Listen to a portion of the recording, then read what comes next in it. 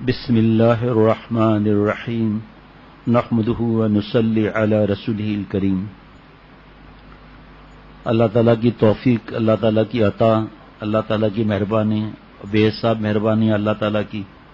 خواب و خیال میں بھی نہیں تھا کہ سیرت پر بیان شروع ہوگا۔ جن لوگوں سے بار بار جن سے محبت ہوتی ہے اعلان بھی کرتے رہتے ہیں، تو بہت سے لوگوں نے بعد میں شروع کیا یہ، تو اس میں سے بھی کئی سارے دوستوں کے اطلاعات آئیں کہ کاش ہم پہلے سے سنتے، اب دوبارہ پہلے سے شروع کر دیا۔ ایک دو بیان کو اس بیچ میں سنے تب پہلے سے شروع کر دیا، اور کچھ لوگوں نے دوسری دفعہ سننا شروع کر دیا۔ اور بڑی خوشخبری یہ بتایا لوگوں نے کہ ہمارے چھوٹے بچے انتظار میں رہتے ہیں۔ ایک دوست کا بتایا کہ انہوں نے بتایا کہ 5 سال کا بیٹا وہ یہ بیان سن رہا تھا، آنکھوں سے آنسو بہ رہے تھے۔ 5 سال کا بیٹا بہت بڑی تعداد میں، وہ کہیں یا نہ کہیں، میں خود کہہ رہا ہوں مجھے پہلی دفعہ پتہ چلا بہت سی باتوں کا۔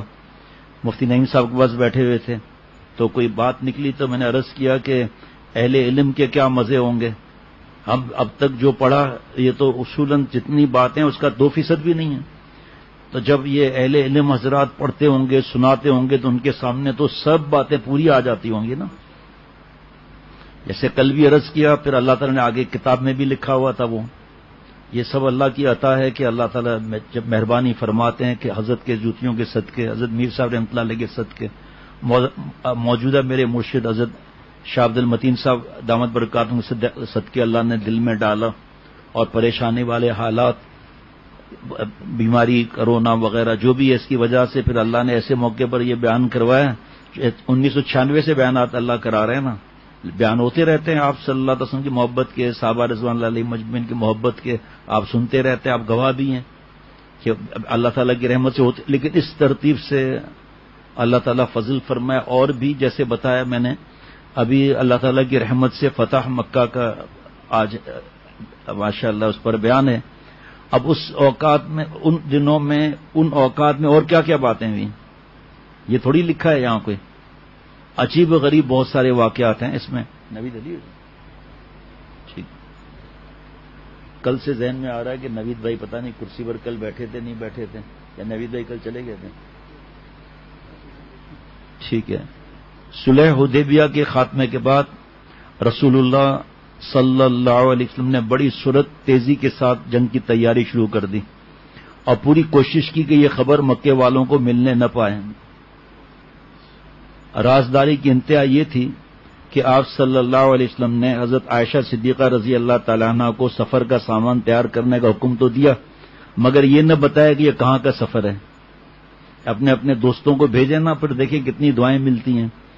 حضور اکرم صلی اللہ علیہ وسلم چاہتے تھے کہ یکدم مکے والوں کے سروں پر جا پہنچے تاکہ وہ مقابلہ نہ کر سکیں، یوں مکہ کی مقدس سرزمین کسی خون ریزی کے بغیر اپنے اصل وارثوں کو واپس مل جائے۔ آپ صلی اللہ علیہ وسلم نے اس بارے میں خصوصی دعائیں کی اور کہا کہ یا اللہ، قریش کا کوئی مخبر اپنا کام نہ کر پائے اور ہم اچانک ان تک پہنچ جائیں۔ جب سفر کی تیاریاں مکمل ہو گئیں تب آپ صلی اللہ تعالی علیہ وسلم نے صحابہ کو آگاہ فرمایا کہ ہم کس طرف جانے والے ہیں۔ دیکھو بھائی، پھر لکھا ہی نہیں آپ نے، شروع میں ہی نہیں لکھا۔ حضرت حاطب ہے نا، ہاں تو پھر کمزوروں کی رعایت ہونی چاہیے نا۔ حضرت حاطب، ہاں کہاں لکھا ہے؟ حضرت حاطب، ہاں صحیح ہے مولوی فرمان؟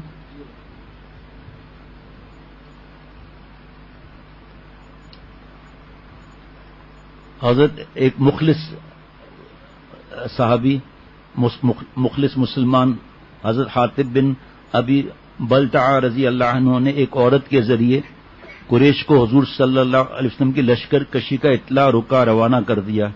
یہ ایک سنگین غلطی تھی، جو کسی اور سے سرزد ہوتی تو اس پر نفاق کا شبہ کیا جاتا، مگر حضرت حاطب رضی اللہ تعالیٰ عنہ مخلص اور پرانے صحابی تھے، جنگ بدر بھی لڑے ہوئے تھے شروع والی۔ اس اضطرابی حرکت کی وجہ صرف یہ تھی کہ مکہ میں ان کے اہل و عیال بے سہارا تھے، کوئی اور رشتہ دار وہاں ان کا حمایتی نہ تھا۔ انہیں خطرہ ہوا کہ کہیں قریش مسلمانوں کو حملہ کرتے دیکھ کر میرے بیوی بچوں کو یرغمال نہ بنا لیں، خدا نخواستہ پھر مسلمان لشکر کے لیے مسئلہ نہ ہو جائے۔ یرغمال آپ صلی اللہ علیہ وسلم تو رحمت اللہ عالمین، معصوم بچے اور ان کا سن کر کیا معاملہ ہوتا۔ انہیں اس لیے قریش سے یہ بھلائی کر کے وہ اپنے اہل و عیال کے حق میں ان کے نیک سلوک کے مستحق بننا چاہتے تھے. رسول اللہ صلی اللہ علیہ وسلم کو اللہ تعالی نے اس کی اطلاع دے دی. آپ نے حضرت علی، حضرت زبیر، حضرت مقداد بن اسود رضی اللہ عنہم کو اس عورت کے پیچھے بھیجا. انہوں نے بہت تیزی سے گھوڑے دوڑائے. گھوڑے دوڑاتے دوڑاتے ایک مسافتی مقام پر جا کے اس کو لیا اور حضرت حاطب رضی اللہ عنہ کا رقعہ برآمد کر لیا. جب رسول اللہ صلی اللہ علیہ وسلم نے حضرت حاطب رضی اللہ عنہ سے پوچھ گچھ کی تو انہوں نے مکے میں اپنے اہل و عیال کے لیے کہ بے آسرا ہونے کا عذر بیان کیا اور عرض کیا کہ مکہ میں میرے اہل و عیال کا کوئی قرابت دار نہیں. میں نے چاہا کہ مکے والوں پر کوئی احسان کر دوں تاکہ وہ میرے قرابت داروں کا لحاظ رکھیں. حضرت عمر رضی اللہ تعالیٰ عنہ نے اس عذر کو تسلی بخش نہ سمجھا اور غضبناک ہو کر کہا یا رسول اللہ اجازت دیں تو میں اس منافق کی گردن اڑا دوں. مگر آپ صلی اللہ علیہ وسلم نے حضرت حاطب رضی اللہ عنہ کی سابقہ خدمات خصوصاً غزوہ بدر میں ان کی شرکت کو ملحوظ رکھتے ہوئے ان کے عذر کو قبول کر کے ان کے معاف کر دیا.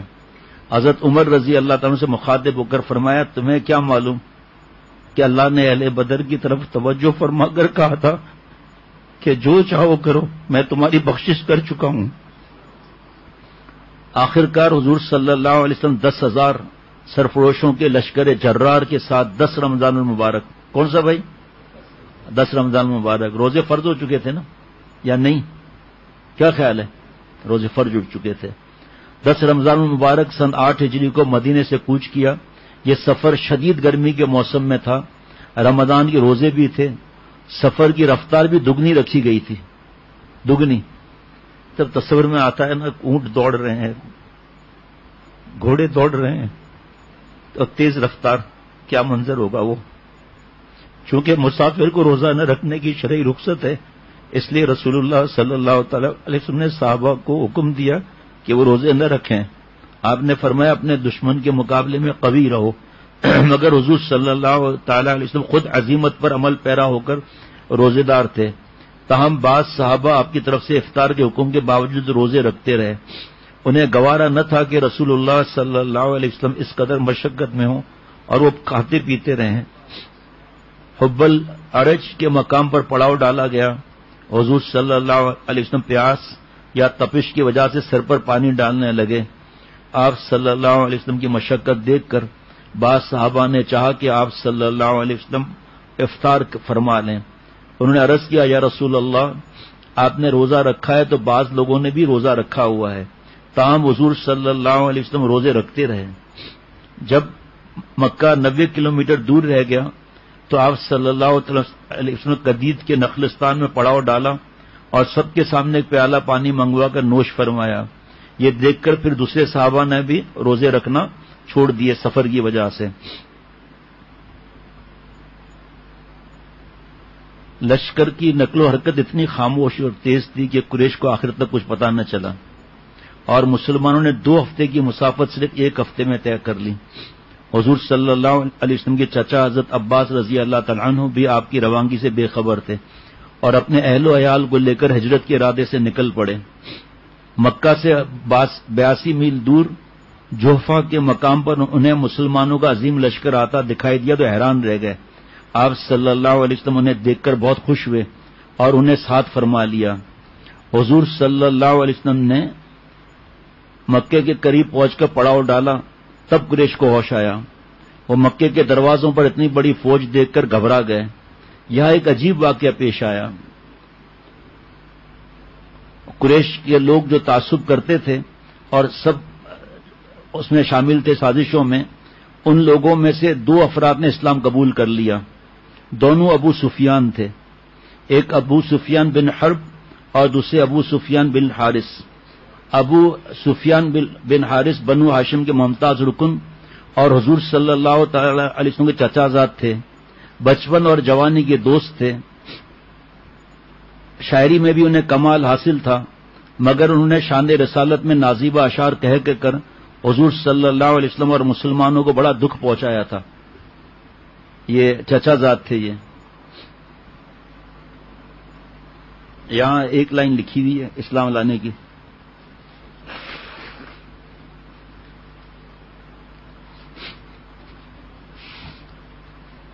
میں کچھ لائنیں سنانا چاہتا ہوں. یہاں ایک لائن لکھی ہے, میں کچھ لائنیں سنانا چاہتا ہوں.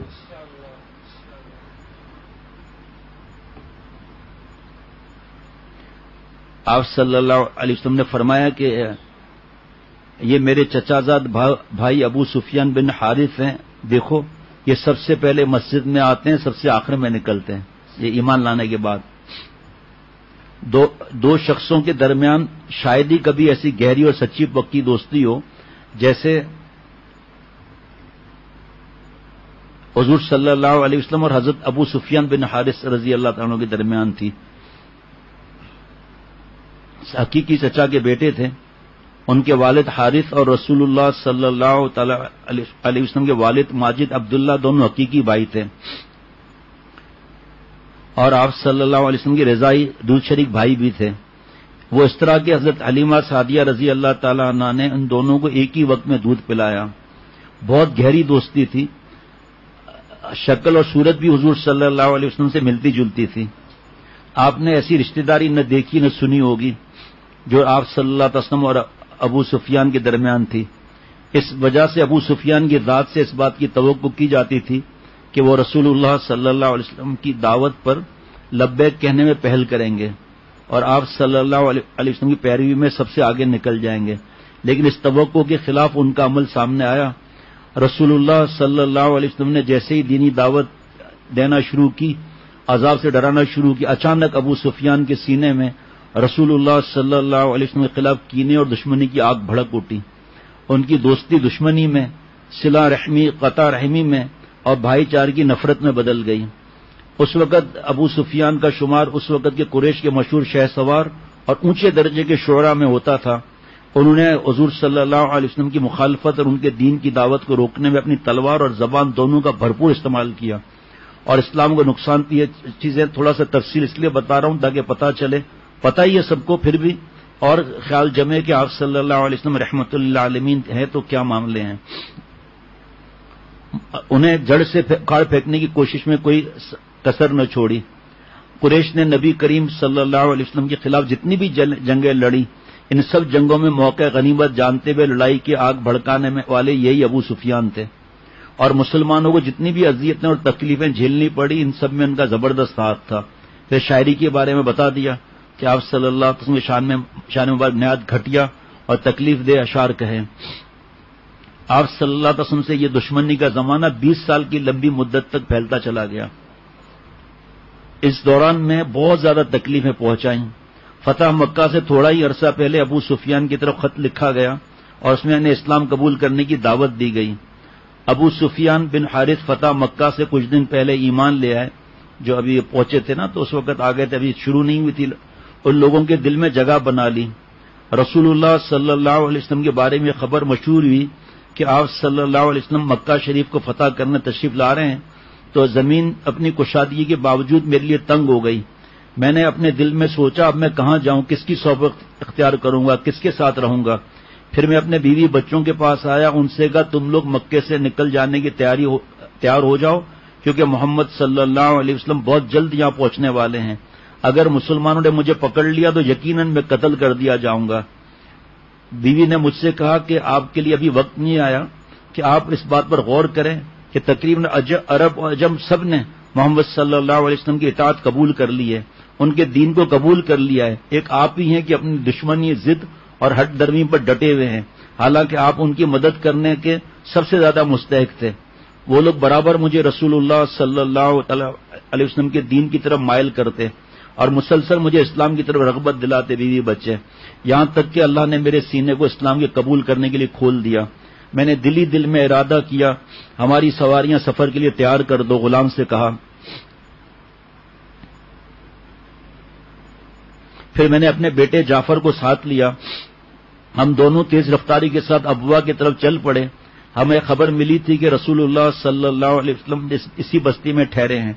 جب میں بستی کے قریب پہنچا تو میں نے اپنا چہرہ نقاب میں چھپا لیا تاکہ ایسا نہ ہو کہ آپ صلی اللہ علیہ وسلم کی خدمت میں حاضر ہو کر اسلام قبول کرنے سے پہلے ہی مارا جاؤں، قتل کر دیا جاؤں۔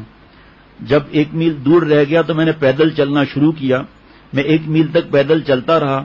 مسلمانوں کے قافلے مکہ شریف کی سمت بڑھتے رہے۔ میں نے ان سے ڈرتے ہوئے راستہ بدل دیا، ان کے راستے سے ہٹ کر ایک طرف کھڑا ہو گیا تاکہ رسول اللہ صلی اللہ علیہ وسلم کی ساتھیوں میں سے کوئی مجھے دیکھ کر پہچان نہ لے۔ میں اسی حالت میں تھا، اچانک کیا دیکھتا ہوں کہ رسول اللہ صلی اللہ علیہ وسلم سامنے اپنی سواری پر تشریف لا رہے ہیں۔ تو میں فوراً آپ صلی اللہ علیہ وسلم کی طرف دوڑا اور چہرے سے نقاب ہٹا کر سامنے کھڑا ہو گیا۔ آپ صلی اللہ علیہ وسلم نے مجھے نظر بھر کر دیکھا اور مجھے پہچانتے ہی اپنا چہرہ دوسری جانب پھیر لیا۔ میں گھوم کر دوبارہ سامنے کھڑا ہوا۔ آپ صلی اللہ علیہ وسلم نے پھر میری طرف سے چہرہ پھیر لیا۔ میں پھر سامنے آیا۔ جب بھی میں آپ کے سامنے آتا آپ صلی اللہ علیہ وسلم اپنا چہرہ دوسری طرف کر لیتے۔ جب میں نبی صلی اللہ علیہ وسلم سے ملنے کے ارادے سے چلا تھا تو اس وقت مجھے اس بات میں کوئی شک اور شبہ نہ تھا کہ رسول اللہ صلی اللہ علیہ وسلم اور آپ کے ساتھی میرا اسلام قبول کرنے سے ضرور خوش ہوں گے، لیکن جب مسلمانوں نے رسول اللہ صلی اللہ علیہ وسلم کا مجھ سے چہرہ پھیرنے کا انداز دیکھا تو ان کے چہروں پر بھی نفرت کے آثار ہو گئے۔ میں ابو بکر رضی اللہ عنہ سے ملا تو انہوں نے بھی میری طرف کوئی توجہ نہیں کی۔ میں عمر بن خطاب رضی اللہ عنہ کو ایسی معصوم نظروں سے دیکھا جو ان کے دل میں نرمی اور ہمدردی کے جذبات پیدا کر دے، مگر ان کی نظروں میں میرے لیے غصہ، نفرت اور غضب کے سوا کچھ نہ تھا، بلکہ انہوں نے تو یہاں تک کہا کہ ایک انصاری کو میرے خلاف اکسا دیا۔ انہوں نے مجھے لعنت ملامت کرنا شروع کر دیا، اے اللہ کے دشمن، تو وہی شخص ہے جو رسول اللہ صلی اللہ علیہ وسلم کو تکلیف پہنچاتا تھا۔ تو نے آپ صلی اللہ علیہ وسلم کی دشمنی میں ایڑی چوٹی کا زور لگایا۔ وہ انصاری مسلسل مجھے برا بھلا کہتے رہے۔ دوسرے مسلمان مجھے ترچھی نظروں سے دیکھتے اور میری پریشانی سے خوش ہو رہے تھے۔ اس وقت اچانک میری نظر اپنے چچا حضرت عباس رضی اللہ تعالیٰ عنہ پر پڑی۔ میں فوراً ان کے پاس پہنچا اور بولا، چچا جان، خاندان میں اپنا مقام اور مرتبہ رسول اللہ صلی اللہ علیہ وسلم کے ساتھ اپنے قریبی رشتے کی بنا پر میں سمجھتا تھا کہ رسول اللہ صلی اللہ علیہ وسلم میرے اسلام قبول کرنے سے خوش ہوں گے، لیکن ان کا جو رویہ وہ آپ کے سامنے ہے، تو اب آپ ہی میرے متعلق ان سے سفارش کر کے انہیں مجھ سے راضی کر دیں۔ مگر انہوں نے کہا، نہیں، اللہ کی قسم، میں تو کسی مناسب موقع پر ہی رسول اللہ صلی اللہ علیہ وسلم سے بات کر سکوں گا، کیونکہ میں نے خود اپنی آنکھوں سے دیکھا ہے کہ حضور صلی اللہ علیہ وسلم تم سے اپنا چہرہ مبارک پھیر چکے ہیں۔ سچی بات یہ ہے، میرے دل میں ان کا بہت زیادہ رعب اور دبدبہ ہے۔ میں نے کہا، چچا جان، اگر آپ نے میری مدد نہیں کی تو میرا کیا بنے گا؟ حضرت عباس رضی اللہ عنہ نے جواب دیا، جو کچھ تم مجھ سے سن چکے اس کے علاوہ میرے پاس کوئی جواب نہیں۔ ان کا روکھا سا جواب سن کر میرے اوپر شدید غم اور پریشانی کی کیفیت طاری ہو گئی۔ اس کے تھوڑی دیر بعد میں نے اپنے چچا زاد بھائی علی بن ابو طالب رضی اللہ عنہ کو دیکھا۔ چنانچہ میں نے ان سے کہا، آپ ہی اس مشکل وقت میں میرا ساتھ دیں، میری مدد کریں، یہاں کوئی میرا سننے والا نہیں۔ انہوں نے وہی جواب کہا جو میرے چچا عباس نے کہا تھا۔ تب میں پھر اپنے چچا عباس رضی اللہ عنہ کے پاس آیا اور ان سے کہا، چچا جان، اگر آپ رسول اللہ صلی اللہ علیہ وسلم سے سفارش کر کے میرے لیے ان کے دل میں کوئی جگہ نہیں بنا سکتے تو کم از کم مجھے ان سے بچا لیجیے جو برابر مجھے برا بھلا کہہ رہے ہیں، دوسروں کو بھی اس پر اکسا رہے ہیں۔ انہوں نے جب پوچھا وہ کون ہے، ذرا اس کا حلیہ تو بیان کروں۔ جب میں نے حلیہ بیان کیا تو انہوں نے کہا، اچھا، وہ نعمان بن حارث نجاری ہیں رضی اللہ تعالی عنہ۔ پھر حضرت عباس نے ان کو بلوا لیا اور فرمایا، نعمان، یہ ابو سفیان حضور صلی اللہ علیہ وسلم کا چچا زاد بھائی ہے، میرا بھتیجا ہے۔ رسول صلی اللہ علیہ وسلم اگرچہ آج ان سے خفا ہیں لیکن جلد آپ صلی اللہ علیہ وسلم اس سے راضی ہو جائیں گے، اس لیے بہتر ہے کہ تم اس کو ستانے سے باز آ جاؤ۔ چچا جان کی بات سن کر وہ مجھے برا بھلا کہنے سے باز آ گئے اور کہنے لگے، اب میں ان کو تنگ نہیں کروں گا۔ جب رسول اللہ صلی اللہ علیہ وسلم جوحفہ میں قیام فرمایا تو میں آپ صلی اللہ علیہ وسلم کی قیام گاہ کے دروازے پر جا بیٹھا اور اپنے لڑکے جعفر جو چھوٹا تھا اپنے پاس کھڑا کر لیا۔ خیمے سے نکلتے ہی جب آپ صلی اللہ علیہ وسلم کی نظریں میرے پر پڑی تو آپ صلی اللہ علیہ وسلم نے میری طرف سے نظریں پھیر لی، لیکن میں پھر بھی آپ صلی اللہ علیہ وسلم کی رضامندی سے ناامید نہیں ہوا۔ میں اپنا معمول میں نے بنا لیا، جب کسی منزل پر آپ صلی اللہ علیہ وسلم کا قیام ہوتا میں آپ صلی اللہ علیہ وسلم کے دروازے پر جا کر بیٹھ جاتا اور اپنے لڑکے جعفر کو اپنے پاس کھڑا رکھ لیتا۔ جب مجھے دیکھتے منہ پھیر لیتے۔ آخر جب پریشانی میرے سے برداشت سے باہر ہو گئی، تو میں نے اپنی بیوی سے کہا اللہ کی قسم اب میرے سامنے دو ہی راستے باقی رہ گئے، یا تو رسول اللہ صلی اللہ علیہ وسلم مجھ سے راضی ہو جائیں، ورنہ میں اپنے اس لڑکے کے ساتھ نکل کر چلا جاؤں گا اور زمین میں حیران اور پریشان پھرتا رہوں گا یہاں تک کہ ہم دونوں بھوک پیاس سے مر جائیں گے، میرا چھوٹا بچہ مر جائے گا۔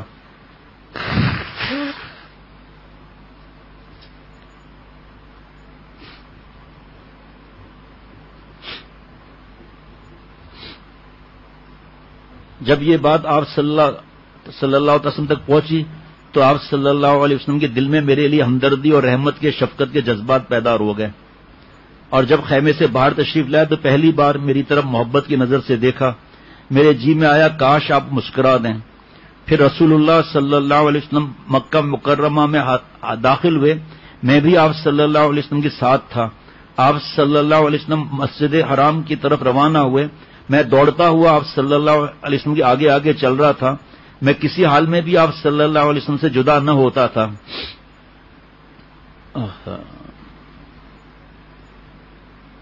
پھر وہ ایمان لے آئے، اس کے بعد غزوہ حنین میں ساتھ تھے، اور فرمایا کہ میں نے پکا ارادہ کر لیا کہ اسلام اور مسلمانوں کو شکست دینے کا انہوں نے پکا ارادہ کر لیا تھا۔ جب میں نے کفار کا لشکر دیکھا تو دل میں کہا اللہ کی قسم آج میں ان تمام محرومی اور کوتاہیوں کی تلافی کروں گا جو نبی کریم صلی اللہ علیہ وسلم کی مخالفت کے نتیجے میں مجھ سے ہوئی۔ آج میں ایسی جرأت اور بہادری کا مظاہرہ کروں گا جو میرے تمام پچھلے گناہوں کا کفارہ بن جائے اور اللہ تعالیٰ اور اس کے رسول مجھ سے راضی ہو جائیں۔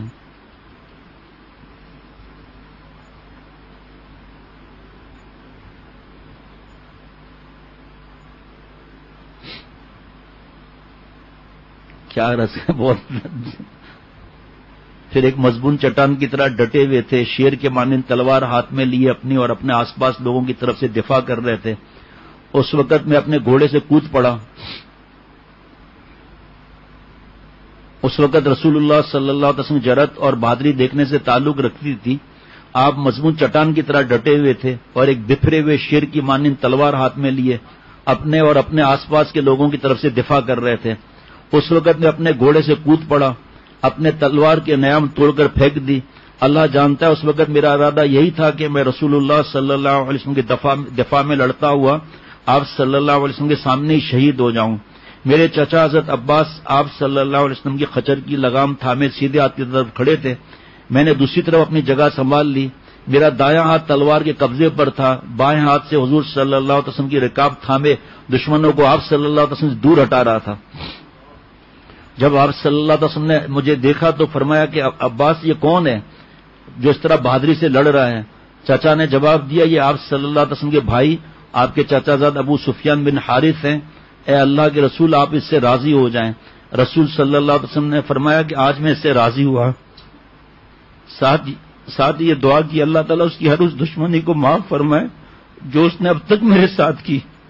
جب رسول اللہ صلی اللہ علیہ وسلم مجھ سے راضی ہو گئے تو اس سے مجھے بےحد خوشی ہوئی، میرا دل خوشی کے مارے اچھلنے لگا۔ میں نے رکاب میں ہی آپ صلی اللہ علیہ وسلم کے قدم مبارک کو بوسہ دیا۔ پھر آپ نے میری طرف دیکھتے ہوئے کہا میرے بھائی آگے بڑھو اور دشمن پر ٹوٹ پڑو، میرے بھائی آگے بڑھو اور دشمن پر ٹوٹ پڑو۔ بس آپ صلی اللہ علیہ وسلم زبان مبارک سے اپنے لیے کلمات سن کر میرے اندر نہایتی جرأت اور بہادری پیدا ہوئی۔ میں نے مشرکین پر ایسا زوردار حملہ کیا کہ ان کے قدم ڈگمگا گئے، اپنی جگہ سے ہٹ گئے۔ اس حملے میں بہت سے مسلمان بھی میرے ساتھ شریک رہے۔ ہم نے 3 میل تک انہیں پیچھے دھکیل دیا اور وہ مختلف اطراف میں بھاگ نکلے۔ عبادت ایسی تھی کہ آپ صلی اللہ علیہ وسلم نے فرمایا کہ عائشہ جانتی ہو یہ کون ہے؟ نہیں ہے اللہ کے رسول صلی اللہ علیہ وسلم۔ فرمایا یہ میرے چچا زاد بھائی ابو سفیان بن حارث ہیں، دیکھو یہ سب سے پہلے مسجد میں آتے ہیں، سب سے آخر میں نکلتے ہیں، اور جب تک مسجد میں ہوتے ہیں نماز میں مشغول رہتے ہیں، اپنی نظروں کو نیچے رکھتے ہیں۔ اور جب رسول اللہ صلی اللہ تعالی وسلم نے پردہ فرمایا تو یہ حضرت ابو سفیان رضی اللہ تعالیٰ عنہ اتنا روئے جیسے کوئی ماں اپنے ایک ہی بیٹے کی وفات پر روتی ہے، اور آپ صلی اللہ علیہ وسلم یاد میں ایسے غمناک اور درد بھرے اشعار کہے جن سے سننے والوں کے رونگٹے کھڑے ہو گئے۔ یہ اشعار ان کی آپ صلی اللہ علیہ وسلم سے سچی محبت کی علامت ہے۔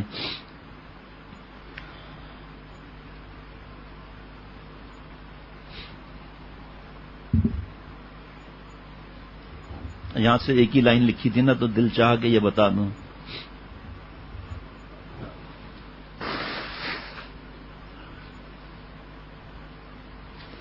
دوسرے ابو سفیان بن حرب جو قریش کے سب سے بڑے جری اور نامور سردار تھے، دو ساتھیوں کے ہمراہ لشکر اسلام کا جائزہ لینے کے لیے نکلے. حضور صلی اللہ علیہ وسلم کے حکم سے مسلمان اپنے خیموں کے سامنے الاؤ روشن کر رکھا ہوا تھا. مکہ والے نے دور سے سینکڑوں روشنیاں جگمگاتی دیکھی تو مروب ہو رہے تھے. دور دور سب کو فرمایا اب آگ جلاؤ دور دور. ابو سفیان بن حرب بھی یہ منظر دیکھ کر بے ساختہ پکار اٹھے، ایسا لشکر ایسی روشنیاں میں نے زندگی بھر نہیں دیکھی. ان کی بلند آواز رات کے سناٹے میں دور تک گئی. حضرت عباس رضی اللہ تعالیٰ عنہ جو اب حضور صلی اللہ علیہ وسلم کے لشکر میں شامل تھے، اپنے خچر پر قریبی گشت کر رہے تھے. انہوں نے تاریکی میں آواز پہچان لی اور فرمایا کہ ارے اللہ کے بندے، رسول اللہ صلی اللہ علیہ وسلم 10,000 مسلمانوں کے ساتھ آ چکے ہیں، آج تم ان سے مقابلے کی تاب نہیں رکھتے. ابو سفیان بولے بچنے کی صورت؟ حضرت عباس رضی اللہ تعالیٰ عنہ جانتے تھے کسی نے ابو سفیان بن حرب کو دیکھ لیا تو ان کا بچنا مشکل ہو جائے گا، اس لیے فوراً ابو سفیان کو اپنے خچر پر بٹھایا اور دوڑاتے ہوئے لشکر کے مختلف حصوں کے درمیان سے گزرتے ہوئے سیدھے حضور صلی اللہ علیہ وسلم کی خدمت میں پہنچ گئے. ادھر حضرت عمر رضی اللہ تعالیٰ بھی پیچھے دوڑتے ہوئے آ رہے تھے اور اجازت مانگنے لگے کہ دشمنوں کے سردار کا سر قلم کر دیا جائے. مگر حضور صلی اللہ تعالی علیہ وسلم رحمۃ اللہ عالمین نے ابو سفیان جیسے دشمن کو بھی کامیاب دیکھنا چاہتے تھے. حضور صلی اللہ علیہ وسلم نے اسلام کی دعوت دیتے ہوئے فرمایا ابو سفیان کہ اب بھی وہ وقت نہیں آیا کہ تم گواہی دو کہ اللہ کے سوا کوئی معبود نہیں. ابو سفیان یہ سلوک دیکھ کر دل نرم ہو گیا. بولے میرے ماں باپ آپ پر قربان، آپ کیسے مہربان، کتنے دریا دل اور کتنے بامروت ہیں. اللہ کی قسم میں سمجھ گیا ہوں کہ اگر کہ اللہ کے سوا کوئی اور معبود ہوتا تو آج میرے کام میں ضرور آتا. گویا ابو سفیان کو مسئلہ توحید سمجھ میں آ گیا. آپ صلی اللہ علیہ وسلم نے چاہا کہ اب وہ اپنی زبان سے کلمہ شہادت پڑھ لیں اور توحید و رسالت دونوں کا اقرار کریں. اس لیے فرمایا کہ اور کیا اب تک اس بات کا وقت نہیں آیا کہ تم مان لو کہ میں اللہ کا رسول ہوں؟ ابو سفیان بولے بلا شبہ آپ رحیم و کریم ہیں، مگر اس معاملے میں ابھی تک مجھے کچھ تردد ہے. حضرت عباس ساتھ کھڑے ہوئے سب دیکھ رہے تھے. وہ جانتے تھے کہ ابو سفیان پر حقیقت واضح ہو چکی ہے، مگر اپنی رئیسانہ اکڑ کی وجہ سے انہیں اللہ کی غلامی اور بارگاہ رسالت کے حلقہ بگوشی سے روک رہی ہے. انہوں نے فوراً اس شیطانی وسوسے کو دور کرنے کے لیے کہا اللہ کے بندے، اس سے پہلے کہ تمہاری گردن اڑا دی جائے اسلام قبول کر لو. یہ نسخہ کارگر ثابت ہوا. ابو سفیان تمام وسوسوں کو ذہن سے جھٹک کر اسلام لے آئے. اس موقع پر حضرت عباس رضی اللہ تعالیٰ عنہ نے عرض کیا کہ آپ صلی اللہ علیہ وسلم سے کہ ابو سفیان بن حرب کو کوئی اعزاز دینے کی سفارش کی. آپ صلی اللہ علیہ وسلم نے فرمایا کیوں نہیں؟ جو شخص ابو سفیان کے گھر میں پناہ لے وہ مامون ہے، اتنا بڑا اعزاز. جو حرم شریف میں پناہ لے وہ بھی مامون ہے، جو اپنے گھر کا دروازہ بند کر لے وہ بھی مامون ہے. رحمت للعالمین صلی اللہ علیہ وسلم نے یہ پیشکش اس لیے فرمائی تاکہ مکہ کے لوگ عدم تحفظ کا شکار ہو کر لڑنے بھڑنے کی کوشش نہ کریں، کیونکہ بعض اوقات خوف بھی انسان کو حملے پر مجبور کرتا ہے.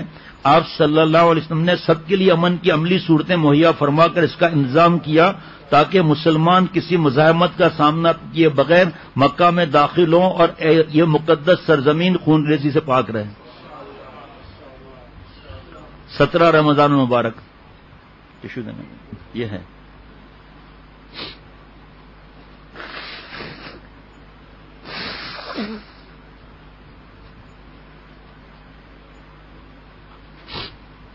سترہ رمضان المبارک 8 ہجری یعنی 7 جنوری 630 عیسوی. جب اسلامی لشکر مکہ میں داخل ہونے کے لیے تیار ہوا تو حضور صلی اللہ علیہ وسلم کے حکم سے حضرت عباس رضی اللہ تعالی عنہ ابو سفیان بن حرب رضی اللہ عنہ کو لے کر لشکر کے راستے میں ایک پہاڑ کی گھاٹی پر کھڑے ہو گئے تاکہ وہ انہیں پورے لشکر کا نظارہ کرا سکیں. اس میں بھی کئی راز ہے. حضرت نے فرمایا کہ کیوں ایسا کرایا گیا. تھوڑی دیر کے بعد اسلامی لشکر کے مختلف دستے اپنے قبائل کے پرچموں کے ساتھ ان کے سامنے سے گزرنے لگے. واہ واہ واہ سبحان اللہ. ابو سفیان ہر دستے کو دیکھ کر پوچھتے یہ کن کا دستہ ہے. حضرت عباس رضی اللہ عنہ قبیلے کا نام بتاتے تو ابو سفیان کہتے ان سے کیا غرض. آخر میں رسول اللہ صلی اللہ علیہ وسلم مہاجرین اور انصار کے آہن پوش لشکر کے ساتھ تشریف لائے. حضرت عباس نے ابو سفیان کو بتایا تو وہ بولے بھلا ان کا مقابلہ کون کر سکتا ہے؟ عباس تمہارا بھتیجا تو بہت بڑا بادشاہ بن گیا ہے. حضرت عباس رضی اللہ عنہ بولے اللہ کے بندے یہ بادشاہ نہیں نبوت ہے. ابو سفیان رضی اللہ عنہ اس کے بعد بہت تیزی سے اہل مکہ کے پاس پہنچے اور اعلان کر دیا کہ جو میرے گھر میں آ جائے یا اپنے گھر بند کر بیٹھ جائے یا حرم میں چلا جائے وہ مامون رہے گا. لوگوں نے اس پیشکش سے فائدہ اٹھانے میں دیر نہ لگائی. تاہم صفوان بن امیہ اور کچھ لوگوں نے اپنے طور پر مکہ میں داخل ہونے والے اس دستے سے مزاحمت کی جو حضرت خالد بن ولید رضی اللہ عنہ کی قیادت میں تھا. حضرت خالد رضی اللہ تعالیٰ عنہ نے جوابی حملہ کیا تو چند لوگ مارے گئے، باقی بھاگ کھڑے ہوئے. اس جھڑپ کے سوا امن و امان کے خلاف کوئی بات ہی نہیں ہوئی. حضور اکرم صلی اللہ علیہ وسلم مکہ شریف میں داخل ہوئے. کو گزشتہ زمانے کا ایک منظر آپ کے سامنے تھا. یہی وہ سرزمین تھی جہاں آپ صلی اللہ علیہ وسلم پیدا ہوئے، پلے بڑے، عزت و احترام کے ساتھ جوانی گزری. پھر منصب نبوت ملنے پر اس ذمہ داری کی ادائیگی کے لیے اٹھے، پورے شہر کی دشمنی مول لی. قریش کا ایک ایک ظلم و ستم آپ کو یاد تھا، جس کی انتہا یہ ہوئی کہ آپ کو اپنے پیروکاروں کے ساتھ جلا وطنی پر مجبور ہونا پڑا. آج وہی شہر آپ کے سامنے سرنگوں تھا، مگر آپ صلی اللہ علیہ وسلم اتنی بڑی فتح کے باوجود دنیا کے دوسرے کسی فاتح کی طرح سرشاری اور فخر کی کیفیت میں نہیں تھے، بلکہ آپ اللہ کے حضور میں عجز و نیاز کی تصویر بنے ہوئے تھے. احساس شکر سے آپ کا سر مبارک سواری کی زمین سے لگا جاتا تھا، کجاوے پر داڑھی مبارک لگتی جا رہی تھی. ایک حضرت نے فرمایا کہ انگریز مورخ بولتے ہیں، پتہ نہیں کیا بولتے ہیں، انہوں نے بتایا کہ دوسرے فاتحانہ انداز سے ہاتھیں لہرا کر گردن کٹاتے ہوئے داخل ہوتے ہیں، اور آپ صلی اللہ علیہ وسلم ایسی عظیم الشان فتح اور اتنا گردن مبارک عاجزی سے اللہ کے سامنے جھکی ہوئی ہے کہ داڑھی مبارک کجاوے پہ لگ رہی ہے. آپ صلی اللہ علیہ وسلم سیدھے سواری میں تشریف لائے، سواری پر ہی اس کا طواف کیا. آپ کے ہاتھ مبارک میں ایک چھڑی تھی. طواف کے دوران آپ صلی اللہ علیہ وسلم کعبے کے صحن میں نصب بتوں کی طرف چھڑی سے اشارہ کرتے گئے اور بت زمین پر بوس ہوتے گئے، زمین پر گرتے گئے. اس وقت آپ صلی اللہ علیہ وسلم کے زبان مبارک پر یہ آیت تھی، جاء الحق وزهق الباطل ان الباطل کان زہوقا. حق آ گیا، باطل مٹ گیا، بے شک باطل مٹنے کے لیے ہے. سبحان اللہ. یہاں حضرت کی ایک بات بھی عرض کرتا چلوں. آپ صلی اللہ علیہ وسلم کی زبان مبارک پر آیت تھی، جاء الحق وزهق الباطل ان الباطل کان زہوقا. حق آ گیا، باطل مٹ گیا، بے شک باطل مٹنے کے لیے ہی آئے. حضرت فرماتے تھے کہ آپ صلی اللہ تعالی علیہ وسلم اور حضور صلی اللہ علیہ وسلم کی صحابہ رضوان اللہ علیہ مجمعین کی قربانیوں سے دین ہم تک پہنچا. اس کو سنبھالنے کے بجائے ہم یہود و نصارہ کی نقلیں کر رہے ہیں. ہم فلموں کے اندر اور ان چیزوں کے اندر گھسے ہوئے ہیں اور اللہ تعالیٰ اور آپ صلی اللہ علیہ وسلم کو ناراض کر رہے ہیں. اور یہ بھی فرمایا تھا کہ دیکھو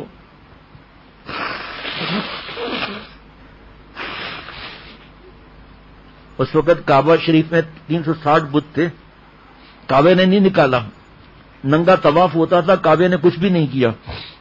آپ صلی اللہ علیہ وسلم کو کعبے میں سر مبارک پر خون اوجڑی رکھی گئی اونٹ کی.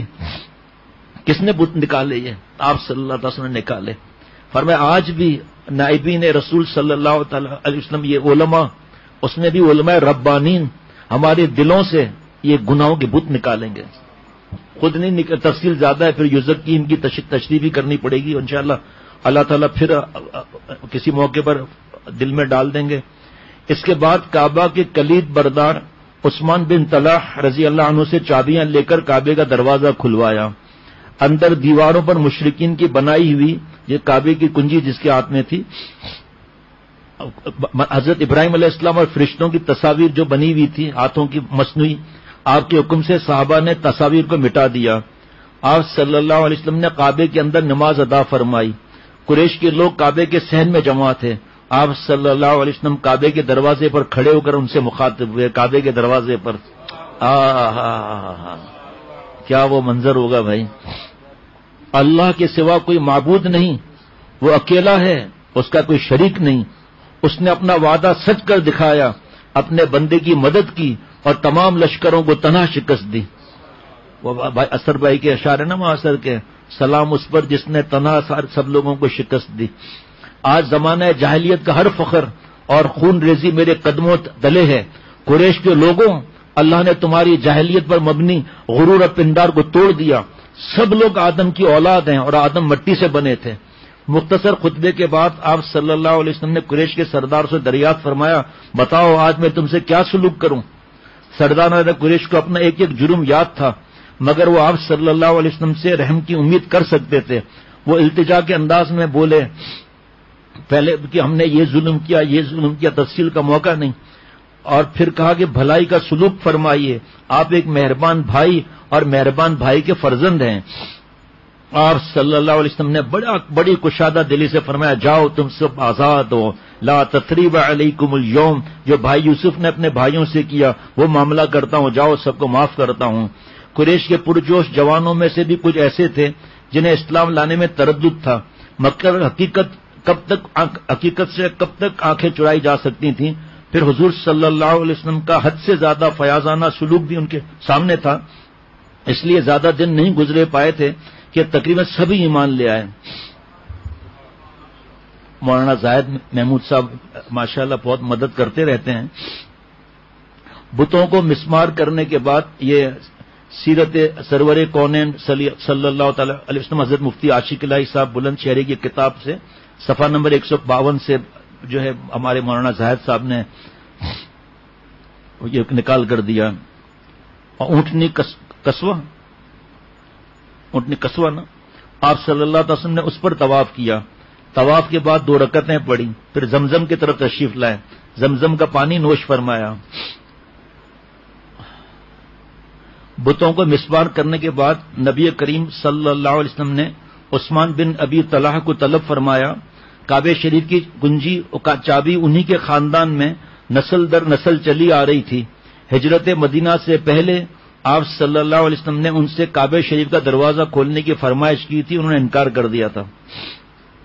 جن کے پاس چابی تھی انہوں نے انکار کر دیا تھا۔ عثمان بن ابی طلحہ کو طلب فرمایا۔ آپ صلی اللہ تعالی وسلم نے اس وقت فرمایا تھا جب انہوں نے منع کیا تھا، ایک دن تم دیکھو گے کہ یہ چابی میرے ہاتھ میں ہوگی، جس کو چاہوں گا دوں گا۔ آج عثمان بن ابی طلحہ چابی لے کر خود بارگاہ نبوی میں حاضر ہوئے۔ اس دوران مکہ معظمہ کے باشندے اور سرداران قریش کعبہ شریف کے باہر جمع ہو گئے تھے۔ جب آپ صلی اللہ علیہ وسلم عبادت سے فارغ ہو کر کعبہ شریف سے باہر آئے تو حضرت عباس رضی اللہ تعالیٰ عنہ جو چچا تھے آپ صلی اللہ علیہ وسلم کے، چچا تھے، عرض کیا کہ کعبۃ اللہ کی چابی بنی ہاشم کو عطا فرما دیں، آپ صلی اللہ علیہ وسلم خاندان جو ان کو عطا فرما دیں۔ لیکن آپ صلی اللہ علیہ وسلم نے عثمان بن ابی طلحہ رضی اللہ تعالیٰ کو بلا کر چابی دوبارہ عطا فرما دی۔ جو انہوں نے آپ صلی اللہ علیہ وسلم کو کعبے میں داخل ہونے سے منع کیا تھا ان کو ہی چابی دے دی، ابھی وہ ایمان نہیں لائے تھے، پھر بھی چابی ان کو عطا فرما دی۔ اور فرمایا الیوم یوم البر والوفا، آج حسن سلوک اور عطیات دینے کا دن ہے۔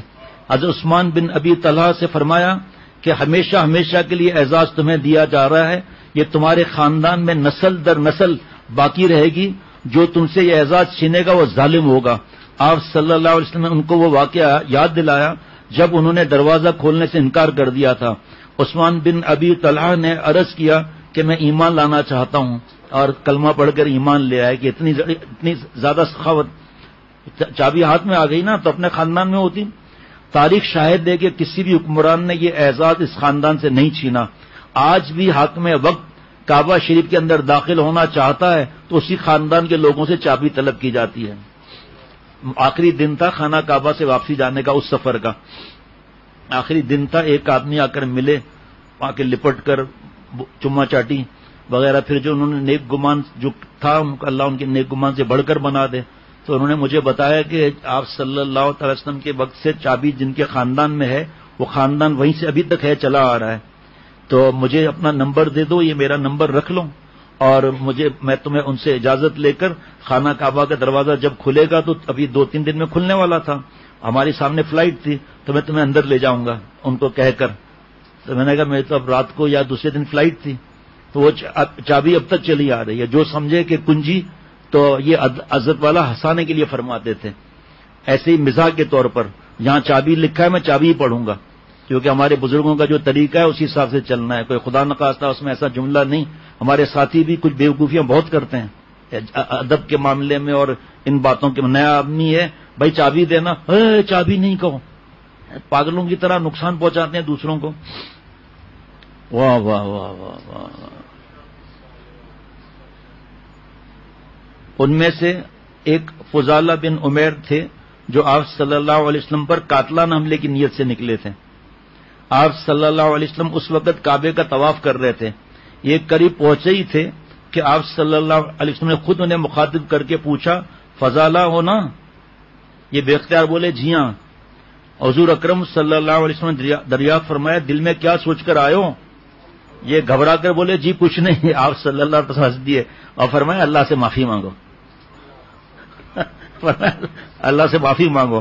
یہ کہہ کر بڑی شفقت سے ان کے سینے پر ہاتھ پھیرا. ان کا دھڑکتا ہوا دل پرسکون ہو گیا. ساتھ ہی ذہنی کیفیت بدل گئی اور حضور صلی اللہ علیہ وسلم کی محبت اس شدت سے دل میں جا گزی ہو گئی کہ آپ صلی اللہ علیہ وسلم سے پیارا کوئی نہ رہا. ان میں ابو سفیان بن حرب رضی اللہ عنہ کی بیوی ہند بنت عتبہ بھی تھیں، جنہوں نے شروع میں اپنے شوہر کے اسلام لانے پر ان سے سخت جھگڑا کیا تھا، مگر رات کو جب حرم میں عبادت کرنے والے مسلمانوں کی گریا وزاری سنی تو ان کے دل نے گواہی دی کہ یہ لوگ واقعی حقیقی معبود کی عبادت کر رہے ہیں. چنانچہ وہ اسلام لے آئیں. ان میں صفان بن امیہ بھی تھے جنہوں نے مسلمان کے مکہ میں فاتحانہ داخلے کے موقع پر مسلح مزاحمت کی تھی اور اس کوشش میں ناکامی کے بعد رنج، نفرت، غصے سے بے قابو ہو کر جدہ کی بندرگاہ کی طرف روانہ ہو گئے تھے. ان کے پرانے دوست عمیر بن وہب رضی اللہ عنہ نے حضور اقدس صلی اللہ علیہ وسلم سے ان کے لیے خصوصی امان حاصل کی اور ملنے کے بعد ان کے پیچھے گئے. اس سے پہلے کہ صفان کسی بحری جہاز یا کشتی میں سوار ہوتے، عمیر بن وہب رضی اللہ عنہ ان تک پہنچ گئے اور بولے میرے عزیز دوست، آپ صلی اللہ علیہ وسلم کی طرف سے تمہیں امان کی خوشخبری ہے. سب چیز کنٹرول میں تھی نا، اس کے بعد معافیاں کس چیز کی ہیں؟ یہ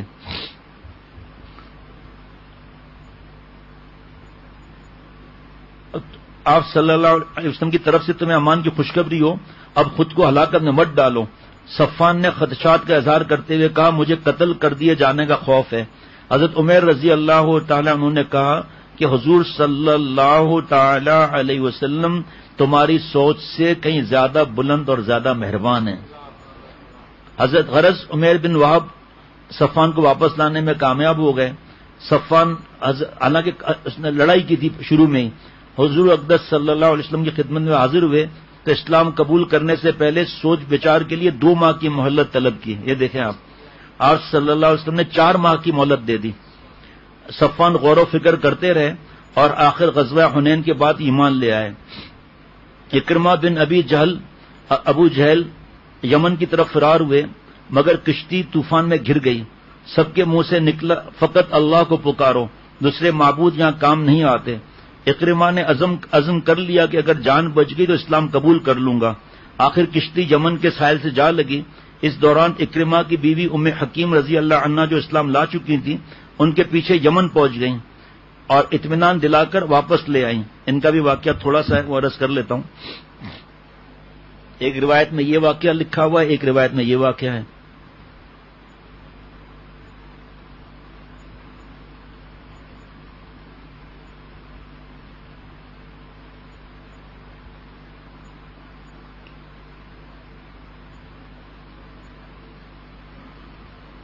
اکرمہ کی عمر اس وقت ابو جہل کا بیٹے تھے. اس وقت 30 سال کی عمر تھی جب آپ صلی اللہ علیہ وسلم نے نبوت کا اعلان فرمایا. اپنے ہم عمر دوست سعد بن ابی وقاص اور مصعب بن عمیر رضی اللہ عنہما کی طرح بہت پہلے سے اسلام لا چکے ہوتے، لیکن ان کا باپ کون تھا؟ بہت بڑا ظالم، جابر، مشرکین عرب کا سردار، مسلمانوں کو سخت اذیتیں پہنچانے والا، جس کی سخت سزاؤں کے ذریعے اہل ایمان کو آزمایا گیا اور اہل ایمان اس آزمائش میں ثابت قدم نکلے. اس ظالم کی وقاری اور چال بازی کے ذریعے اہل یقین کی سچائی کو جانچا گیا تو وہ سچائی اور ایمان کے معیار پر پورا اترے. اس کے متعلق اتنا ہی جان لینا کافی ہے کہ ابو جہل تھا. یہ تو ان کا باپ تھا، اور خود اکرمہ جو ہے سردار اور وہاں کے امیر اور سمجھدار لوگوں میں شامل ہوتا تھا۔ اکرمہ نے خود بتایا کہ اب باپ کی مرضی کے مطابق آپ صلی اللہ علیہ وسلم کی مخالفت کرنے پر مجبور تھے، چنانچہ انہوں نے آپ صلی اللہ علیہ وسلم کی دشمنی اپنے دل میں بٹھا لی اور آپ کے شدید مخالفت سے پیش آئے، اور آپ صلی اللہ علیہ وسلم کے صحابہ کو طرح طرح کی تکلیفیں پہنچائی۔ ایسے ایسے مظالم ڈھائے اکرمہ نے جس سے ان کا باپ خوش ہو گیا۔ جب ان کے باپ نے غزوہ بدر میں مشرکین کے لشکر کی قیادت کی اور لات اور عزا کی قسمیں کھا کر اعلان کیا کہ نعوذ باللہ آپ صلی اللہ علیہ وسلم کو شکست دیے بغیر وہ مکہ واپس نہیں لوٹے گا، اور اس نے بدر کے مقام پر پڑاؤ ڈال کر وہاں 3 دن قیام کیا، اس دوران وہ اونٹ ذبح کر کے اس کا گوشت کھاتا رہا، شراب پیتا رہا، اور خوش کرنے کے لیے دف بداف بجا کر باندیاں اسے گانے سناتی رہیں۔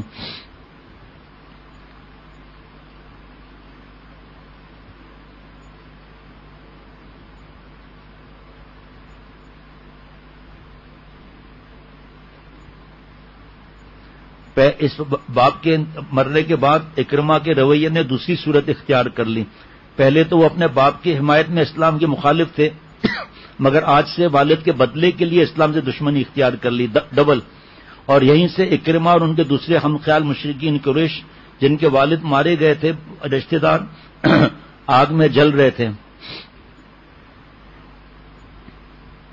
میں اس وقت کے حالات بتانے کا ابھی مقصد نہیں ہے۔ غزوہ احد میں حضرت خالد بن ولید رضی اللہ تعالیٰ عنہ اور دوسری طرف اکرمہ بن ابی جہل تھے۔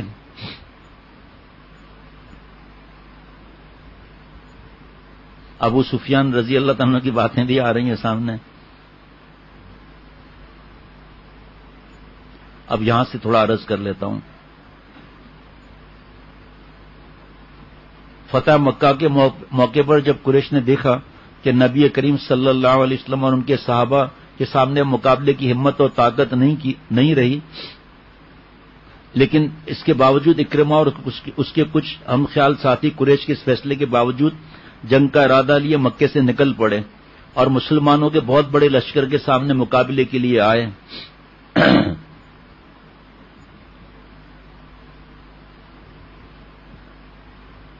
البتہ اس عام معافی سے چند مجرموں کو ہٹا لیا گیا، ان کو معاف نہیں کیا گیا اور نام لے کر حکم دیا گیا انہیں قتل کر دیا جائے، خواہ وہ کعبے کے پردے میں چھپے ہوئے کیوں نہ ملیں۔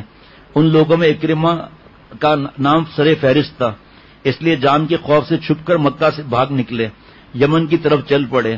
اکرمہ کی بیوی ام حکیم اور ہند بنت عتبہ دوسری 10 عورتوں کے ساتھ آپ صلی اللہ علیہ وسلم سے بیعت کرنے کے ارادے سے آپ صلی اللہ علیہ وسلم کی مکان پر پہنچی۔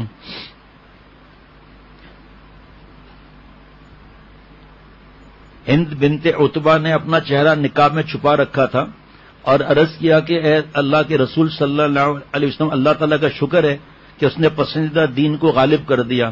میں آپ کے ساتھ اپنی خاندانی رشتہ داری کا واسطہ دے کر آپ سے خیر اور حسن سلوک کی درخواست کرتی ہوں۔ میں سچے دل سے اسلام قبول کرتی ہوں، میں ایک مسلمان عورت ہوں اور اللہ کے رسول میں عتبہ کی بیٹی ہند ہوں۔ آپ صلی اللہ علیہ وسلم فرمایا تمہیں مرحبا کہتا ہوں، تمہارا خیر مقدم کرتا ہوں۔ اے اللہ کے رسول صلی اللہ علیہ وسلم، انہوں نے عرض کیا ہند نے، اللہ کی قسم آج سے پہلے روئے زمین پر کوئی ایسا گھر نہیں تھا جس کی ذلت اور رسوائی مجھے آپ صلی اللہ علیہ وسلم کے گھر کی ذلت اور رسوائی سے زیادہ پسند ہو، مگر اب یہ حال ہے کہ دنیا کا کوئی گھر میرے نزدیک آپ صلی اللہ علیہ وسلم کے گھر سے زیادہ معزز نہیں۔ پھر حضرت ام حکیم کھڑی ہوئی، انہوں نے اسلام قبول کیا، پھر بولی اللہ کے رسول صلی اللہ علیہ وسلم، اکرمہ اس گھر سے بھاگ گیا ہے کہ آپ اسے قتل کر دیں گے؟ اللہ کے رسول آپ اسے امان بخش دیں، اللہ آپ کو امان دے گا۔ سب سے پہلے نمبر پر جس کے قتل کا حکم آ گیا تھا، آپ صلی اللہ علیہ وسلم نے ان کی درخواست سن کر ارشاد فرمایا اکرمہ کو امان دی جاتی ہے، آج سے وہ پناہ میں ہے۔ شوہر کے لیے پناہ کا اعلان سن کر حضرت ام حکیم اسی وقت ان کی تلاش میں نکل پڑی، تنہا اپنا سفر جاری رکھا، آخر سمندر کے کنارے اکرمہ کو پا لیا۔ اس وقت ایک مسلمان ملاح سے گفتگو کر رہے تھے کہ وہ انہیں کشتی میں سوار کر کے اس پار پہنچا دے، مگر ملاح اس بات پہ اصرار کر رہا تھا کہ پہلے تم اخلاص کا اظہار کرو تب میں اس کے پار لے جاؤں گا۔ اکرمہ نے پوچھا کہ میں اخلاص کا اظہار کس طرح کروں؟ تو کہا کہ آپ کلمہ پڑھ کے گواہی دو، اکرما نے جواب اسی کلمے کی وجہ سے بھاگ کر تو میں یہاں آیا ہوں. ابھی ان دونوں کی گفتگو کا سلسلہ جاری تھا کہ ام حکیم رضی اللہ تعالی عنہا اکرما کے پاس پہنچ گئی اور ان سے بولی میرے چچا کے بیٹے میں آپ کے پاس سب سے افضل، سب سے نیک، سب سے بڑھ کر نیک اور سب سے اچھے انسان اور بہتر ہستی کی طرف سے آئی ہوں. یعنی میں تمہارے پاس محمد بن عبداللہ صلی اللہ تعالی وسلم کی طرف سے آئی ہوں. میں نے ان سے تمہاری جان بخشی کا وعدہ لے لیا ہے. انہوں نے آپ کو پناہ دے دی، اب اپنے آپ کو ہلاکت میں مت ڈالیے. اکرما نے پوچھا کیا تم نے خود ان سے بات کی؟ انہوں نے کہا ہاں میں نے خود بات کی اور تم کو انہوں نے امان دی ہے. وہ برابر جان بخشی کا یقین دلاتی رہی یہاں تک کہ وہ مطمئن اور اس کے ساتھ واپسی پر رضامند ہو گئے. پھر اکرما کی جو قربان آگے جو ان کی جو محنتیں ہیں، جب اکرما مکہ مکرمہ کے قریب پہنچے تو رسول اللہ صلی اللہ تعالی علیہ وسلم نے صحابہ رضوان اللہ علیہم اجمعین سے فرمایا کہ اکرما بہت جلد ایک مومن اور مہاجر کی حیثیت سے تمہارے پاس پہنچنے والے ہیں. ان کے باپ کو گالی نہ دینا، ان کے باپ کو گالی نہ دو، یعنی برا مت کہنا. مردے کو برا کہنے سے اس کے زندہ رشتہ داروں کو تکلیف پہنچتی ہے اور میت کی اس کی خبر بھی نہیں ہوتی. اس کی تھوڑی دیر بعد اکرما اپنی بیوی ام حکیم کے ساتھ رسول اللہ صلی اللہ علیہ وسلم کی مجلس میں پہنچ گئے. آپ صلی اللہ تعالی علیہ وسلم انہیں دیکھتے ہوئے خوش ہوئے اور خوشی میں چادر کے بغیر ہی ان کے استقبال کے لیے لب کے کھڑے ہو گئے. دیکھو اتنا ستانے والے اور ابو جہل نے کتنے ظلم کیے، لیکن آپ صلی اللہ علیہ وسلم اخلاق مبارک. اور ہمارا کیا حال ہے؟ اب اس پر بیان شروع ہو جائے گا تو دیر ہو جائے گی. ہمارا کیا حال ہے؟ کینے سے دل بھرا ہوا رہتا ہے. ایک بار کسی سے مسئلہ ہوا بس، اور یہاں اتنے ظلم کی بھی کوئی انتہا. خود اکرما فرماتے ہیں میں نے ظلم کی انتہا کر دی باپ کو خوش کرنے کے لیے. اللہ اکبر. عرض کیا کہ اے محمد صلی اللہ علیہ وسلم، کھڑے کھڑے عرض کیا ام حکیم نے مجھے بتایا آپ نے مجھے پناہ دے دی. آپ صلی اللہ علیہ وسلم نے فرمایا کہ انہوں نے صحیح کہا ہے، تمہیں امان حاصل ہے. انہوں نے دوبارہ سوال کیا ہے محمد صلی اللہ علیہ وسلم آپ مجھے کس بات کی دعوت دیتے ہیں؟ فرمایا میں تمہیں اس بات کی دعوت دیتا ہوں کہ تم گواہی دو کہ اللہ تعالیٰ کے سوا کوئی دوسرا عبادت کے لائق نہیں، اور اس بات کے کہ میں اللہ تعالیٰ کا بندہ اور اس کا رسول ہوں. اس بات کی کہ تم زکوٰۃ دو. آپ صلی اللہ علیہ وسلم ارکان اسلام گناتے رہے. تو اکرما نے کہا اللہ کی قسم آپ نے حق کی دعوت دی اور خیر کا حکم دیا. اللہ کی قسم آپ اس دعوت سے پہلے بھی ہم میں سب سے سچے اور نیک تھے. یہ کہہ کر انہوں نے بیعت کے لیے اپنا ہاتھ بڑھا دیا اور کلمہ شہادت پڑھ کر دائرہ اسلام میں داخل ہو گئے. اسلام لانے کے بعد حضرت اکرما رضی اللہ تعالیٰ عنہ نے آپ صلی اللہ علیہ وسلم سے درخواست کی کہ اللہ کے رسول مجھے سب سے اچھی چیز بتا دیجئے تاکہ میں اسے برابر پڑھا کروں. آپ صلی اللہ علیہ وسلم نے فرمایا کہ یہ پڑھا کرو اشہد ان لا الہ الا اللہ و اشہد ان محمدا عبدہ و رسولہ. اس کے بعد کیا کہوں؟ آپ صلی اللہ علیہ وسلم سے پوچھا. آپ نے فرمایا یہ کہو میں خدا تعالی اور حاضرین کو گواہ بنا کر کہتا ہوں کہ میں مسلمان، مجاہد اور مہاجر ہوں. حضرت اکرما نے اس کو کہہ دیا. اس کے بعد آپ صلی اللہ علیہ وسلم نے فرمایا کہ اکرما آج تم جو چیز بھی مجھ سے مانگو گے جو میں نے کسی کو نہ دی ہو تو وہ تمہیں ضرور دوں گا. حضرت اکرما رضی اللہ تعالیٰ نے کہا میں چاہتا ہوں کہ میں نے آپ کے ساتھ جتنی دشمنی کی، جہاں کہیں بھی آپ کے مقابلے کے لیے آیا اور آپ کے خلاف جو بات بھی کی خواہ آپ کے سامنے یا پیٹھ پیچھے کہی ہو، ان سب سے میرے لیے معافی کی دعا فرما دیں. آپ صلی اللہ علیہ وسلم نے دعا کی اے اللہ ہر اس عداوت سے اکرما کی مغفرت فرما جنہوں نے میرے ساتھ کی، اور معاف فرما دے اس ہر لغزش کو جس کے ذریعے انہوں نے تیرے نور کو بجھانے کی کوشش کی، اور درگزر فرما ان کی ہر اس حرکت کی جو انہوں نے میری آبرو سے کھیلتے ہوئے میرے سامنے یا میری غیر موجودگی میں کی ہو. اس دعا کر سن کر حضرت اکرما کا چہرہ خوشی سے چمک اٹھا اور عرض کیا اللہ کے رسول صلی اللہ علیہ وسلم اللہ کی قسم آج سے پہلے اللہ کی راہ سے لوگوں کو روکنے کے لیے جتنا مال خرچ کرتا رہا ہوں اب آج کے بعد اللہ کی راہ میں اسے دگنا زیادہ خرچ کروں گا، اور آج سے پہلے خدا کے دین سے روکنے کے لیے جتنی قوت سے لڑتا رہا آج کے بعد اسے دگنی طاقت کے ساتھ راہ خدا میں لڑوں گا. اس روز سے مسلمانوں کی جماعت میں ایک ایسے شخص کا اضافہ ہوا جو میدان جنگ میں ایک شیر دل شہ سوار، مسجدوں میں ایک عابد تہجد پڑھنے والا اور قاری صاحب قرآن کے تھے. وہ قرآن کریم کو اپنے چہرے پر رکھ کر خدا کے خوف سے روتے ہوئے بڑے والانہ انداز میں کہتے میرے رب کی کتاب ہے، میرے رب کا کلام ہے. جنگ یرموک میں حضرت اکرما نے جو آپ صلی اللہ علیہ وسلم سے عہد کیا تھا اسے پورا کر دکھایا. ان کے قبول اسلام کے بعد اسلام پھیلانے کے لیے جتنے سفر ہوئے ان سب میں ذوق و شوق کے ساتھ شریک ہوئے، اور مسلمان جب بھی کسی سفر میں نکلتے اس میں آگے آگے رہتے۔ جنگ یرموک میں حضرت اکرمہ رضی اللہ عنہ میدان کی طرف اس طرح لگتے جیسے کوئی سخت پیاسا شدید گرمی میں ٹھنڈے میٹھے پانی کی طرف لپکتا ہے۔ اس موقع پر جب مسلمانوں پر دشمنوں کا دباؤ زیادہ بڑھ گیا تو اپنے گھوڑے سے کود پڑے، تلوار کی نیام توڑ کر پھینک دی اور کھلی تلوار لے کر رومیوں کے صفوں میں گھس کر بے جگری سے لڑنا شروع کر دیا۔ یہ دیکھ کر حضرت خالد بن ولید رضی اللہ تعالیٰ عنہ نے فوراً ان کے پاس پہنچ گئے اور فرمایا اکرمہ ایسا نہ کیجیے، اپنے کو خطرے میں نہ ڈالیے، آپ کا قتل ہو جانا مسلمانوں کے لیے ناقابل برداشت حادثہ ہوگا۔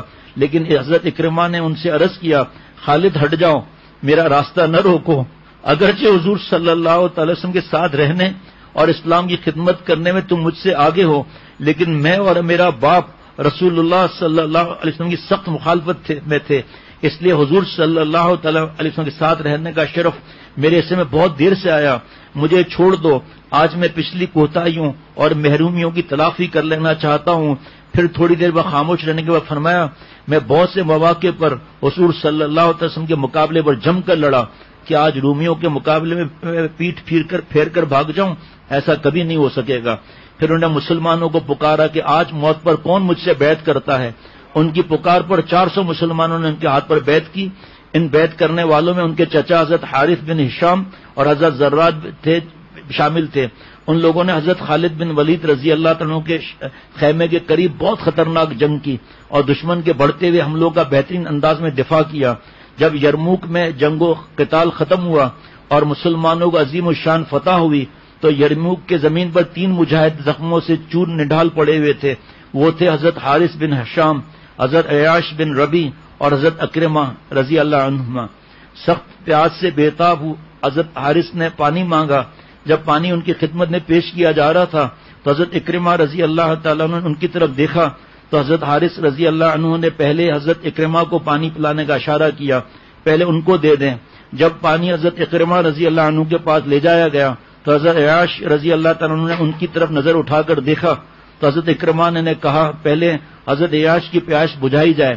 جب پانی پلانے والے ان کے قریب گئے دیکھا وہ اس سے بے نیاز ہو چکے تھے، یعنی وہ شہید ہو چکے تھے۔ جب وہ پلٹ کر پہلے دونوں صحابیوں کے پاس پہنچے دیکھا وہ لوگ بھی آب کوثر سے اپنے پیاس بجھانے یعنی کہ آسمان پر جا چکے تھے، شہید ہو چکے تھے۔ اللہ تعالیٰ ان سب لوگوں سے راضی ہو اور انہیں حوض کوثر سے اس طرح سیراب کرے کہ اس کے بعد انہیں پیاس محسوس نہ ہو اور انہیں جنت الفردوس کی سرسبزی و شادابی مرحمت فرمائے جس سے ہمیشہ ہمیشہ خوشحال ہوتے رہیں۔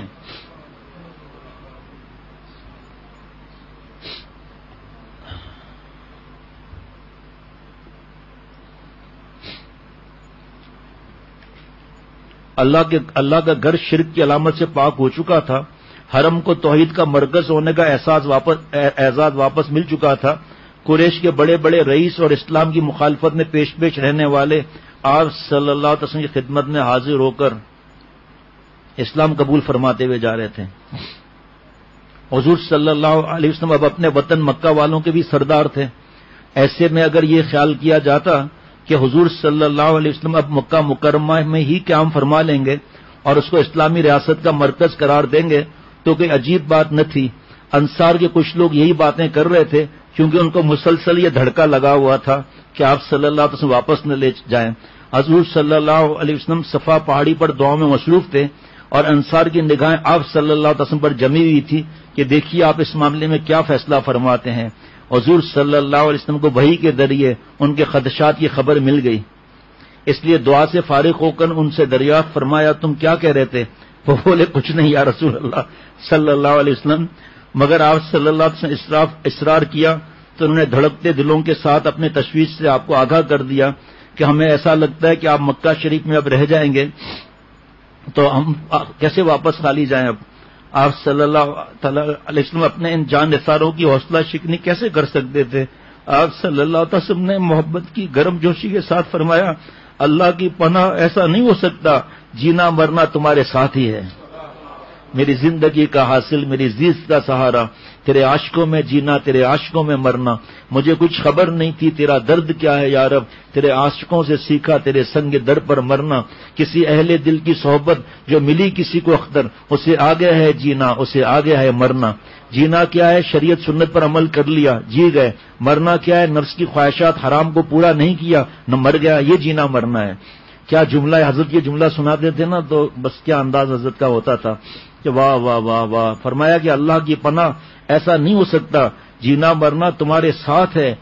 فتح مکہ کے فوراً بعد حضور صلی اللہ تعالی علیہ وسلم نے گرد و نواح کی تفسیر اور یہ لکھا کرو اعراب بھائی تاکہ صحیح ہو جائے نا، اور شرک کے قدیم مراکز کو منہدم کرانے پر توجہ دی، جو بت وغیرہ تھے۔ آپ صلی اللہ علیہ وسلم حکم سے حضرت خالد بن ولید رضی اللہ عنہ نخلا کے مقام پر واقع عزا کے بت کدے کو تہ بالا کر کے پھر واپس آئے۔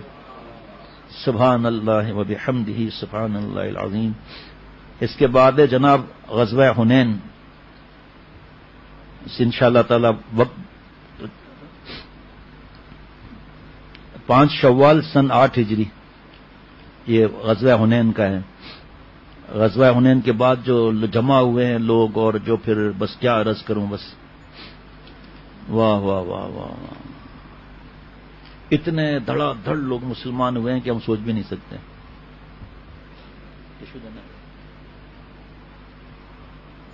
ماشاء اللہ۔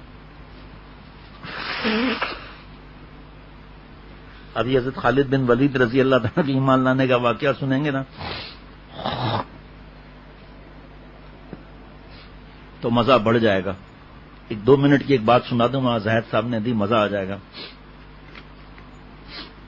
حضرت خالد بن ولید رضی اللہ تعالیٰ عنہ کا زہر پینا ہے، یہ کیا ایڈنگ ہے بھائی؟ یہ ایڈنگ ہے حضرت شیخ الاسلام مفتی تقی عثمانی صاحب دامت برکاتہ کی کتاب سے ہے، اسلام ہماری زندگی۔ حضرت خالد بن ولید رضی اللہ تعالیٰ عنہ نے کبھی صحابی زہر پیے گا کیا؟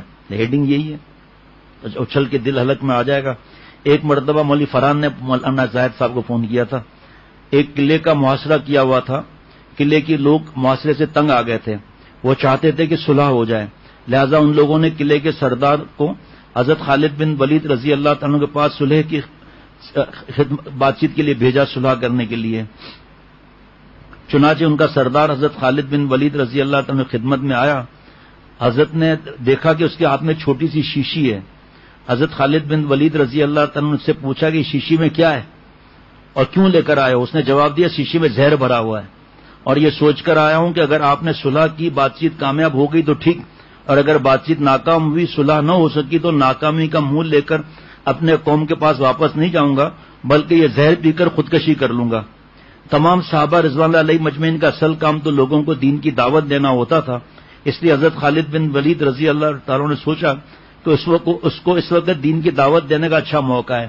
چنانچہ انہوں نے سردار سے پوچھا کیا تمہیں زہر پر اتنا بھروسہ ہے، جیسے ہی تم زہر یہ پیو گے فوراً موت واقع ہو جائے گی؟ سردار نے جواب دیا ہاں مجھے اس پر اتنا ہی بھروسہ ہے، اس لیے کہ ایسا سخت زہر ہے کہ اس کے بارے میں معالجین کا کہنا ہے کہ آج تک کوئی شخص اس زہر کا ذائقہ نہیں بتا سکا، کیونکہ جیسے ہی کوئی شخص یہ زہر کھاتا ہے فوراً اس کی موت واقع ہو جاتی ہے، اس کو اتنی مہلت بھی نہیں ملتی کہ وہ اس کا ذائقہ بتا سکے۔ یہ ہم لوگ نقل نہیں کریں گے اس بات کی، اس وجہ سے مجھے یقین ہے کہ اگر میں پی لوں گا تو فوراً مر جاؤں گا۔ حضرت خالد بن ولید رضی اللہ تعالیٰ عنہ نے اس سردار سے کہا یہ زہر کی شیشی جس پر تمہیں اتنا یقین ہے یہ ذرا مجھے دو۔ اس نے وہ شیشی آپ کو دے دی، آپ نے وہ شیشی اپنے ہاتھ میں لی، پھر فرمایا کہ اس کائنات کی کسی چیز میں کوئی تاثیر نہیں، چاہے کورونا ہو جو کرونا کا باپ ہو، جب تک اللہ تعالیٰ اس کے اندر اثر نہ پیدا فرما دیں۔ میں اللہ کا نام لیتا ہوں اور یہ دعا پڑھتا ہوں، اب یہ جو دعا میں ابھی پڑھ رہا ہوں، پیٹ میں درد ہو، تھوڑا زیادہ کھا لیا یا کوئی ایسی تکلیف ہو تب یہ دعا پڑھ سکتے ہیں، حضرت کے معمولات یومیہ بھی یہی ہے۔ بسم اللہ الذی لا یضر مع اسمہ شیء فی الارض ولا فی السماء وهو السمیع العلیم، اس اللہ تعالیٰ کے نام کے ساتھ جس کے نام کے ساتھ کوئی چیز نقصان نہیں پہنچا سکتی، نہ آسمان میں نہ زمین میں، وہی سننے اور جاننے والا ہے۔ ہمارے ایک دوست جہاں بیٹھے ہوئے پرہیز نہیں کرتے بیماری میں، وہ یہی دعا پڑھتے ہیں، مرچوں والا ہوگا جو بھی ہوگا کھا لیں گے، کہ بس یہ دعا پڑھتا ہوں، ٹھیک ہے بھائی۔ یہ دعا پڑھ کر فرمایا میں زہر کو پیتا ہوں، تم دیکھنا مجھے موت آتی ہے نہیں۔ وہ سردار نے کہا جناب یہ آپ اپنے پر ظلم کر رہے ہیں، یہ زہر تو اتنا سخت ہے اگر انسان تھوڑا سا بھی منہ میں ڈال لے تو ختم ہو جائے گا، اور آپ نے پوری شیشی پینے کا ارادہ کر لیا۔ حضرت خالد بن ولید رضی اللہ تعالیٰ نے فرمایا انشاءاللہ مجھے کچھ نہیں ہوگا، چنانچہ دعا پڑھ کر وہ زہر کی پوری شیشی پی گئے۔ اللہ تعالیٰ کو اپنی قدرت کا کرشمہ دکھانا تھا۔ اس سردار نے اپنی آنکھوں سے دیکھا کہ حضرت خالد بن ولید رضی اللہ تعالیٰ عنہ پوری شیشی پی گئے، لیکن ان پر موت کے کوئی آثار پیدا نہیں ہوئے۔ وہ سردار یہ کرشمہ دیکھ کر مسلمان ہو گیا۔ بہرحال حضرت صحابہ رضوان اللہ علیہم مجمعین کے دلوں میں عقیدہ جمع ہوا تھا کہ جو کچھ اس کائنات میں ہو رہا ہے وہ اللہ تعالیٰ کی مشیت سے ہو رہا ہے، اس کی مشیت کے بغیر کوئی ذرہ حرکت نہیں ہو سکتا۔ بس یہ کرونا کے حساب سے بھی آ گیا۔ اللہ تعالیٰ کے سنت یہ ہے کہ تم اسباب پر جتنا بھروسہ کرو گے اتنا ہی ہم تمہیں اسباب کے ساتھ باندھ دیں گے، جتنا تم اس کی ذات پر بھروسہ کرو گے اتنا ہی اللہ تعالیٰ تم پر عنایتیں انڈیل دے گا۔